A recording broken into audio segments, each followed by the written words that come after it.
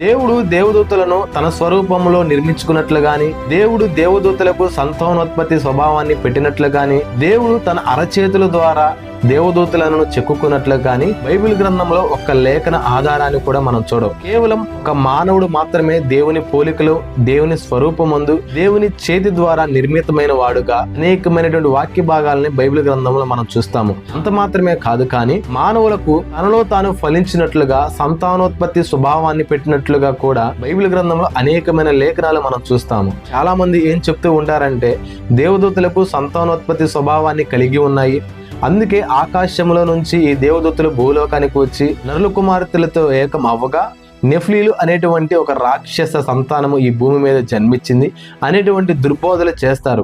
Bible గ్రంథంలో దీనికి సంబంధించినటువంటి ఒక్క లేఖనాధారం కూడా లేదు. కానీ వారికి కలిగినటువంటి అపోహను బట్టి, వారికి కలిగినటువంటి ఊహాత్మకమైనటువంటి ఆలోచనలను బట్టి ఈ యొక్క బోధను క్రైస్తవ్యంలోనికి తీసుకొచ్చారు. కానీ పూర్తి బైబిల్ గ్రంథంలో ఆకాశంలో నుంచి దేవుని కుమారులైనటువంటి దేవదూతలు ఈ లోకానికి వచ్చాయని, నరుల కుమార్తెలైనటువంటి స్త్రీలు దేవుని కుమారులైనటువంటి దేవదూతలు వీరిద్దరూ ఏకమవుగా నెఫ్లీలు జన్మించారని పూర్తి బైబిల్ గ్రంథంలో ఎక్కడా కూడా ఒక లేఖనాధారం కూడా లేదు.